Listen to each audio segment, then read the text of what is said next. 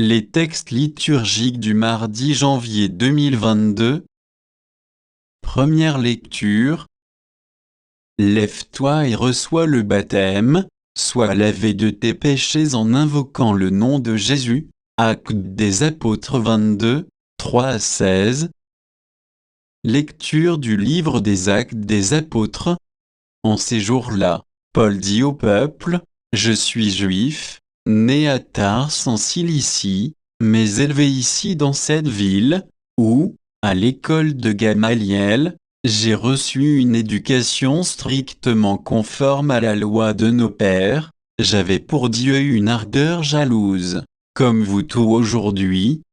J'ai persécuté à mort ceux qui suivent le chemin du Seigneur Jésus, j'arrêtais hommes et femmes, et les jetais en prison. Le grand prêtre et tout le collège des anciens peuvent en témoigner.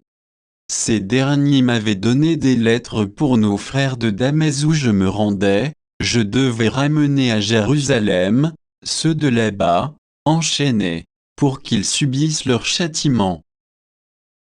Donc, comme j'étais en route et que j'approchais de Damas, soudain vers midi, une grande lumière venant du ciel m'enveloppa de sa clarté.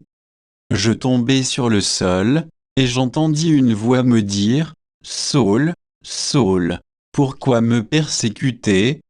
Et moi je répondis, « Qui es-tu, Seigneur ?» Point d'interrogation. Je suis Jésus le Nazaréen, celui que tu persécutes.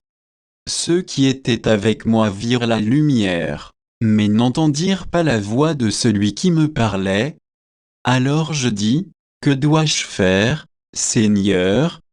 Le Seigneur me répondit, « Relève-toi, va jusqu'à Damas, et là on te dira tout ce qu'il t'est prescrit de faire. » Comme je n'y voyais plus rien, à cause de l'éclat de cette lumière, je me rendis à Damas, conduit par la main de mes compagnons. Or, Anani, un homme religieux selon la loi, à qui tous les Juifs résidant la rendaient un bon témoignage, vint se placer près de moi et me dit, « Saul, mon frère, retrouve la vue. » Et moi, au même instant, je retrouvai la vue, et je le vis. Il me dit encore, « Le Dieu de nos pères t'a destiné à connaître sa volonté, à voir celui qui est le juste et à entendre la voix qui sort de sa bouche. Car tu seras pour lui, devant tous les hommes, le témoin de ce que tu as vu et entendu. Et maintenant, pourquoi tarder? Lève-toi et reçois le baptême, sois lavé de tes péchés en invoquant son nom. » Parole du Seigneur. Ou bien, première lecture. On te dira ce que tu dois faire. Actes des Apôtres 9, 1-22. Lecture du livre des Actes des Apôtres. En ces jours-là, Saul était toujours animé d'une rage meurtrière contre les disciples du Seigneur. Il alla trouver le grand prêtre et lui demanda des lettres pour les synagogues de Damas, afin que, s'il trouvait des hommes et des femmes qui suivaient le chemin du Seigneur, il les amène enchaînés à Jérusalem. Comme il était en route et approchait de Damas, soudain une lumière venant du ciel l'enveloppa de sa clarté. Il fut précipité à terre, il entendit une voix qui lui disait, « Saul, Saul, pourquoi me persécuter ?»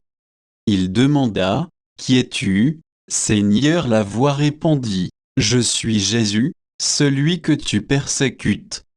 Relève-toi et entre dans la ville, on te dira ce que tu dois faire. » Ses compagnons de route s'étaient arrêtés, muets de stupeur, ils entendaient la voix, mais ils ne voyaient personne. Saul se releva de terre et, bien qu'il eût les yeux ouverts, il ne voyait rien. Ils le prirent par la main pour le faire entrer à Damas. Pendant 3 jours, il fut privé de la vue et il resta sans manger ni boire. Or, il y avait à Damas un disciple nommé Anani. Dans une vision, Le Seigneur lui dit, Ananie. Il répondit, Me voici, Seigneur. Le Seigneur reprit, Lève-toi, va dans la rue appelée rue droite, chez Jude. Tu demanderas un homme de Tarse nommé Saul. Il est en prière, et il a eu cette vision. Un homme, du nom d'Ananie, entrait et lui imposait les mains pour lui rendre la vue. Ananie répondit, Seigneur, j'ai beaucoup entendu parler de cet homme, et de tout le mal qu'il a fait subir à tes fidèles à Jérusalem. Il est ici, après avoir reçu de la part des grands prêtresses le pouvoir d'enchaîner tous ceux qui invoquent ton nom.